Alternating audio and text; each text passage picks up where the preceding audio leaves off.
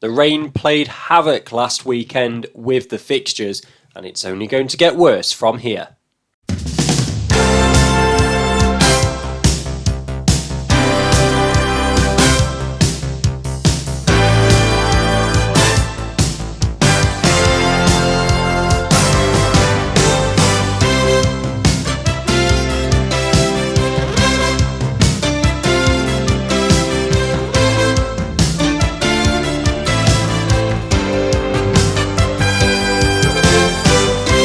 Yes, welcome along to this week's Women's Football Chat, your weekly show dedicated to the third and fourth tiers of women's football here in England. That's the FA Women's National League.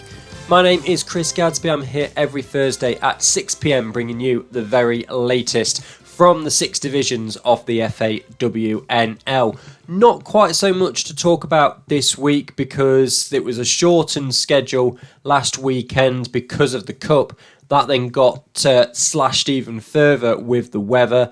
And because of the weather this weekend, although we're supposed to have a pretty full programme of league fixtures, I think it's going to be very short again. Before we get too far into this week's show, my apologies if I start to struggle a bit towards the end, recovering from a bit of an illness. But I'm all right enough to do the show, but a little bit bunged and all the rest of it. So not quite sounding as good as I normally do. But given how short this week's show's going to be, then hopefully should be able to get through it relatively easily.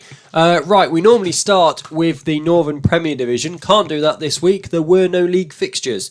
Or in the Southern Premier Division because of the Cup and the Plate competition. So we're going to go straight to Division 1 Midlands, where there was only meant to be 2 games and it turned out there was only 1. Peterborough United 1, Solihull Moors 0, a Keir Perkins goal right towards the end, proving to be the difference. What that means for the table is, well, nobody's moved at all. Solihull's stay in 4th. They only lost by a goal, so they don't drop any places. They weren't going to anyway. Peterborough are now just 1 point behind Loughborough, but they have played a game more. We're not even going to go to Division 1 North. Only one game in Division 1 North was scheduled to be played. That was Chester Street Town against Doncaster, and it didn't happen. That was postponed as well. So we're going to move straight through to Division 1 South East, where AFC Wimbledon had a big 5-0 victory over Worthing. A hat-trick for Eleanor Dorey in the 49th, the 62nd and the 74th minute. And then a brace for Sandra Martins in the 88th and the 94th. Meant it was very convincing for Wimbledon in the end. Actonians 3, AFC Sudbury 3. Thrilling game at Actonians. And they took the lead relatively early. Now, what you'll find interesting here, and I've said this already this season, the times that are on the graphic there don't necessarily match the times that are on full time. And the reason for that is I go off Twitter when they're not on full time. And then if they get put on full time later and I don't see it, then they're sometimes different. But Actonians take the lead through Mara Bramwell in the 10th minute, or 7th minute if you look at mine. And then they went 2-0 in front thanks to Tori St Clair in the 22nd minute. It was pulled back to 2-2 though. Maisie Goodwin in the second half for Sudbury before then Lainey Besant from the penalty spot on the 56 minute mark made it 2-2. Actonians go back in front again through Jasmine Williamson on 67 minutes before Sophie Jeffrey equalises again for AFC Sudbury to make it 3-3, and that is how it finished. Nothing between Ashford and Chesham United. That got postponed as well. What that means for the table is, again, not a great deal. Wimbledon still at the top. They're now 4 points clear of Norwich, but Norwich do have a game in hand. Worthing stay in 3rd. They were a goal behind Norwich on goal difference anyway, so they've not dropped. They're on 15 points, so they're 6 behind Wimbledon now. but with a game in hand. Actonians and Sudbury with a point each. Actonians, they stay in 7th, but they are now a point closer to Queen's Park Rangers. And AFC Sudbury just eke that gap out then. They were 2 points clear of the relegation zone. They are now 3 points clear and with a better goal difference. Division 1 South West then. We're only a few minutes in. We're already towards the end of the league fixtures, and remarkable how quickly it goes when there are barely any. Abingdon United 2, Torquay United 1. Nothing on full time from Abingdon United yet. That's a fine. There's the catchphrase. But a goal for Durham in the 16th minute, and then one for May in the 30th minute. Actually pulled it back and then took the lead for Abingdon after Torquay through Tracy Cross had taken the lead in the 11th minute. And a convincing victory for Moneyfields against Bridgewater United, 8-0 in the end. So we've got 2 for Quanley Taylor, 10th and 52nd minute. 1 then for Gemma Simmons in the 31st. 2 for Charlie Wilson-Wilton, 45th plus 4 and 65th. 1 for Pearce in the 61st. 1 for Fuller in the 88th, and 1 for Tonks in the 95th. Very convincing victory for Moneyfields over Bridgewater. And what that means for the table, it does actually cause some movement. The only table where there has been movement this week. Moneyfields with their big victory, plus 32 in the goal difference now. They have jumped up a place above Keynsham, who didn't play, so Moneyfields jumped above them, and Abingdon have jumped above Bridgewater United. Abingdon with the win, Bridgewater, of course, losing. But you really do in South East, probably more than anywhere else now, have that big separation. Bridgewater in 7th on 12 points, Maidenhead in 8th on 7 points, 5-point gap there. And then, of course, you've got the gap between Bournemouth, Exeter and the rest. Bournemouth and Exeter still perfect so far this season. Chelsea down towards the bottom, still yet to get off the mark this season. Portishead and Torquay fighting it out with Southampton Women's at the moment for that other relegation spot.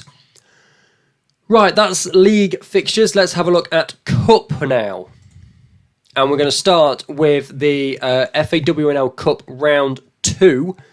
So this is the round of 16. AFC filed 4, Durham Sestra 2. This is Tier 3 filed against Tier 4 Durham. A early goal for Bethany Strutton in the 7th minute for Filed, followed by a hat-trick for Ginny Lackey, 24, 31 and 81. Just put them too far ahead of Durham, really, who only got their first of the game on the 71st minute with Alicia Clark-Manwaring. She then got another one a few minutes later. Did make it a bit interesting. It was 3-2 at that point before Lackey got her hat-trick, but filed through to the quarter-finals. Leeds United against Halifax, again the Tier 3 side, prevailing but only just here. They took the lead early thanks to Shauna Legg again in the 7th minute, and then went 2-0 up when Meg Boydell in the 11th minute. So 2 early goals for Halifax.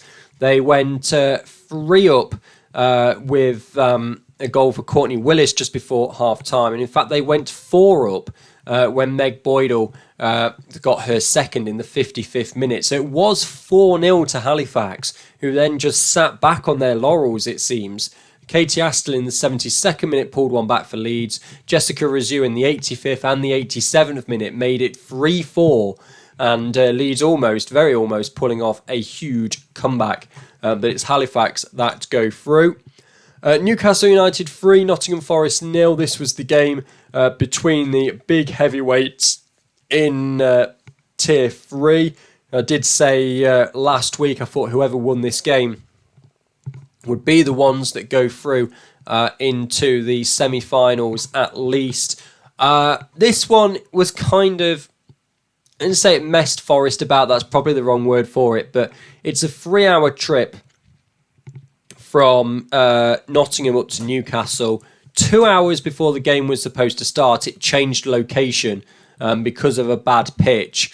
And it also meant that because of the change in location, it was then had to be played behind closed doors, which is a sucker for any Forest fans who are making the trip up to Newcastle, because they'd have already been an hour into their journey when it became announced that all of a sudden it was behind closed doors, it was somewhere else and you can't go anymore. And then also the live stream on YouTube then couldn't be done either. So nobody could see it at all, which was a big shame. And it's Newcastle who come away with the 3-0 victory. Georgia Gibson in the 26th minute, Amber Stobbs in the 38th minute, and then Casey Elson in the 90th minute. 3-0 Newcastle beating Forest by. And then in an all tier 3 tie, West Brom against Huddersfield. West Brom still don't have any information on full time, but their goals came from Yamat in the 23rd minute and the 83rd minute from the penalty spot, and Orthodoxu in the 84th. Huddersfield Town, Serena Fletcher in the 28th, 2 for Feroz Abdullah in the 45th and the 58th, and then 1 for Aishan Sango as well in the 55th minute. That was the northern section. So the northern section quarterfinals is AFC Fylde, Halifax, Newcastle United and Huddersfield Town, all tier 3. But of course the table as it stands at the moment, you've got Newcastle who are currently sitting second, but then the other sides, Halifax are down in 9th, Huddersfield are in 11th and Fylde are in 12th. So it's really sides at the bottom of the Northern Premier Division that have made the best of it so far in this FAWNL Cup, which is another reason why I'm saying you have to fancy Newcastle to win their tie in what is like the final regional round in the quarterfinals and get through to the semi-finals, because it is just so, they are so far ahead of the other teams in that competition. Then we move through into the southern section. Hashtag 2, Rugby Borough 1. Yet again, these two big sides come up against each other, and yet again, it's Hashtag that take the win. A late goal in this one. Phoebe Williams opened the scoring early in the 4th minute. Lily Greenslade then in the 62nd minute equalised for Rugby, but then Hayley West in the 90th minute put Hashtag back in front, and they go through to the quarter-finals. London Bees beat 4th tier Norwich City by 2-0. First goal by Kayla Potter in the 41st minute, Abby Benstead then in the 85th, sealing the deal for London. And Portsmouth a 1-0 away victory at MK Dons, Emma Jones in the 75th minute with the goal for Portsmouth. Now, because of the international break, and Cardiff not having a goalkeeper because of the international break, their game against Ipswich is being played this weekend. We'll come on to that later. But in terms of teams in the quarterfinals so far in the Cup, out of the Southern Premier Division, you've got Hashtag United, who are at the top. You've got Portsmouth, who are second. Excuse me. Ipswich against Cardiff. Ipswich are third, Cardiff are 9th. I kind of fancy Ipswich in that one. And London Bees are bottom. So it's kind of more what you would expect in the South, where you've got first and second definitely through. Third probably going to be through as well. So you've got 1, 2, 3, then you've got the team in 12th. So it's very different in the South to how it is in the North at the moment. I'll be interested when we get to the semi-finals, if of course Newcastle and Hashtag, they get to the semi-finals, if they come up against each other and how those two sides do. But that is the Cup. Let's now have a look at the plate. This one's a bit shorter because we've had a couple of postponements in the plate. So if we just bring that up. So Barnsley 4, Sheffield 0. So in this one, Barnsley, Marsden 24 from the penalty spot and then 26. Housecroft in the 68th and Stewart in the 83rd minute. So relatively comfortable for Barnsley there. Hull City winning by 6-0 away at FC United of Manchester. Helen Linsky in the 25th minute. Hope Knight had to come on early, just after half an hour, and then she made full advantage of it. 39th, 40th and 60th minute hat-trick. Then we've got a goal for Rachel Ackroyd in the 83rd and to Kirsty Hunt in the 88th. So big victory for Hull City. Northampton Town 2, Derby County 5. Derby County, the only Tier 3 side left in the northern half of the draw. Kira Ray in the 8th minute, pushing them ahead early. Northampton equalised through Farrow 10 minutes before half-time. Then Amy Sims gets a goal for Derby just before half-time. Yasmin Mosby gets one right after half-time. Megan Tinsley in the 70th minute and Eleanor Ashton in the 72nd minute. So 5-1 to Derby before Northampton get another consolation goal through Boot in the 84th minute. So that finished 5-2. So those were the games from the northern section, because the game between Sutton Coldfield Town and York City couldn't go ahead because of FA Cup, so it's been pushed back as well. Then we go to the southern half of the draw. Only 2 games played here because of the weather. Cambridge United beating Keynsham Town by 2-1 after extra time. Goal coming to Isabel Simmons. Actually, they've changed on full time who has been credited with that goal. They say Isabella Simmons. Their Twitter account said Brooklyn Shield Ferris in the 86th minute, and that was after Keynsham took the lead. Now, if Keynsham haven't been tweeting themselves, Cambridge United say that Keynsham scored on the 77th minute. Full time says it was the 60th. 1 or 2 minutes difference you can kind of make sense of. 17 minutes difference? No idea what's going on there. But yeah, so Cambridge United, and then winning it in the 120th minute, the last minute of extra time. Cambridge United winning by 2-1. And Exeter City, they beat London Seaward by 2-0. Phoebe Baker in the 74th, Molly Taylor in the 77th. And that would prove to be the only 2 goals of the game. Just quickly, finally then, for results, we've got 3 results in the FA Cup third qualifying round that involve FAWNL sides. So Chorley, 3-0 winners over Poulton Victoria. Millie Fitzpatrick, Charlotte Tyers with 2 there for Chorley to get through. Sutton Coldfield Town, 9-0 winners over Crusaders. 4 for Lois Jeffries. 1 for Jordan Atkin, 1 for Stephanie Kingston, 1 for Georgia Murphy, and 2 for Chloe Finn. So a very convincing victory for Sutton Coldfield Town. But in the all Division 1 Midlands tie, it was Loughborough Lightning who came out on top against Notts County.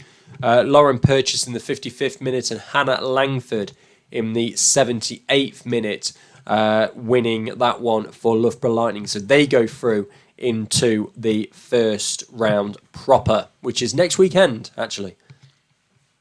Right, so before we get on to league fixtures coming up this weekend, we're going to have a look at the Cup and Plate fixtures that are happening this weekend. So in the Plate, there's 3.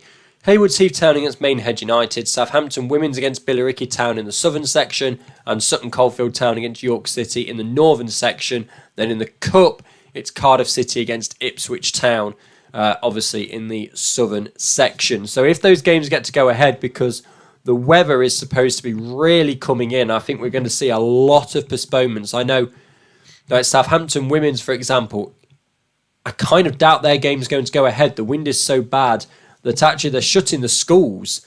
Now, they're not even sending, kids aren't going to school. It's literally stay at homes, barricade stuff down. So they're talking like 100-mile-an-hour winds. So I'd be surprised if that game goes ahead. And we'll just have to see about the rest as well. But because we've got it's Cup for these teams this weekend, looking at the board now, you've got FA Cup, then it's County Cup the week after, then it's FA Cup round 2. If these games don't get played this weekend, realistically, you're looking at the 3rd of December, which is the next league day. But of course, all it takes is for rain to postpone, particularly the teams that are playing like 5th and 6th tier sides. Only takes for those to be called off as well, or a County Cup game to be called off. And then you're being pushed into January for these games to get played. So really are in a difficult situation and position with these games at the moment. But that's the cup games that are coming up. Of course, keep an eye on your team's social media and just make sure that they're playing before you travel. Right, fixtures then. Northern Premier Division. Full programme in the Northern Premier Division. Burnley take on West Brom. That's 1st against 10th. Derby County face Halifax 6th against 9th. Liverpool Feds against Huddersfield Town is 7th against 11th. Huddersfield are really starting to struggle now with Fylde. There is that gap of forming. It's 4 points and they've played more than the teams around them. Stourbridge make the trip up to Newcastle. Forest take on Wolves at Grange Park. That's 3rd against 5th.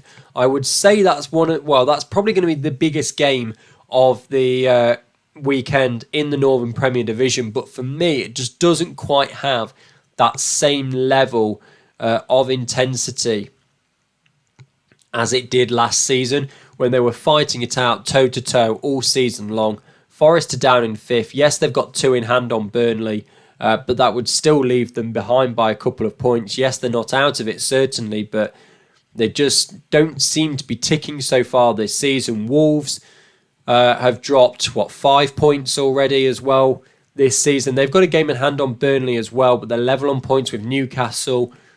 I think it's one of those where if Wolves win it, then they'll still feel good. I think if Forest lose it, then they are going to start to be in a little bit of trouble if they're looking to mount anything this season. And finally, Stoke against Fylde, that's 4th against 12th. Right, Southern Premier Division fixtures. Only 3 games here because of the Cardiff and Ipswich Cup game. That's the word I'm looking for. And the teams that aren't involved in that and aren't playing, #rugby Oxford, have played each other all already this season. They're not going to play each other again. So Cheltenham against Chatham is 7th against 11th at Kate Lane. Plymouth Argyle against London Bees, 10th against 12th. Good opportunity for London to get themselves their first win of the season. Maybe Plymouth could get themselves comfortably ahead. It'd be 6 points if Chatham lose to Cheltenham as well, away from the drop. And Portsmouth against Milton Keynes Dons. They only played each other last weekend in the Cup. Now they're facing each other in the league, but this one is at Portsmouth. Division 1 North, 5 games because York City are playing in the Cup. Barnsley against Leeds United is 1st against 3rd, game of the day there. Durham Sestra against Doncaster Rovers Bells, 7th against 9th. Hull City against Chorley is 2nd, takes on 6th. Middlesbrough against FC United of Manchester, 4th against 12th.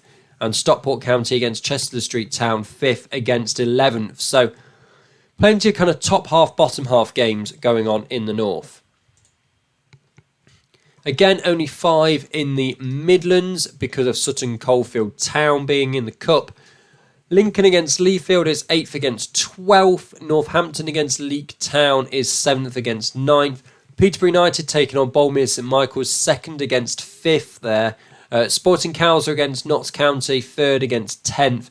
And Solihull Moors against Loughborough Lightning, 4th against 1st. Difficult couple of weeks for Solihull there. Having to face Peterborough and then Loughborough.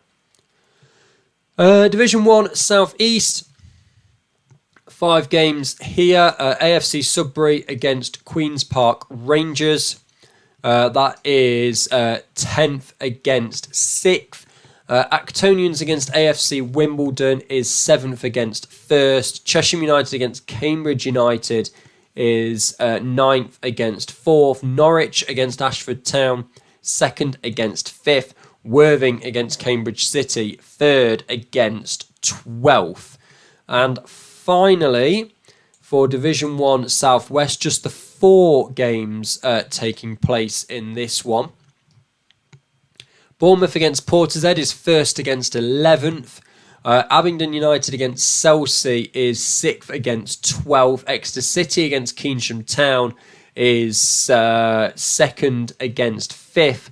And Moneyfields against Swindon, 4th against 3rd. So some mouth-watering ties in games in Division 1 South West. But as I said, particularly in the south, it's very much a case of keep your eye on the weather and if these games are going to be going ahead. If I just have a very quick look at the map on the Met Office and zoom out to look at the UK, the weather over the next few days is just absolutely appalling. It's just circling around the UK, and it could be very, very difficult indeed. It is more a case of kind of disappears on Saturday morning. That's the plan at the moment, or the forecast at the moment rather, is that it disappears Saturday morning. But having had it there for essentially between now and Saturday, it's just going to rain constantly, and when it breaks, the ground's got to try and recover and all of that. I can see a lot of games not going ahead this weekend, so do please check before you travel and keep yourselves safe. That'll do it for this week's episode of the Women's Football Chat. Thank you very much for joining me. As always, if you want to get involved in Predictor League, then you can get involved via the website www.womensfootballchat.wordpress.com. My apologies, I was going to write an article this week, but for those of you who know me and my work outside of doing this show, I'm an ice hockey reporter for the BBC. You'll have seen on the news, BBC Radio Nottingham, and you'll have seen on the news about the Nottingham Panthers player who lost his life on Saturday. So tried to write a bit of an article on Wednesday. I got about 3 lines in and just could not find the words. But hopefully I'll be back next week. There's FA Cup to look forward to and all of that. So hopefully I'll be back and be able to write something next week. But thank you very much for watching and or listening to this week's episode of the Women's Football Chat. You can get involved on Twitter or via the website between now and next week's show. Goodbye.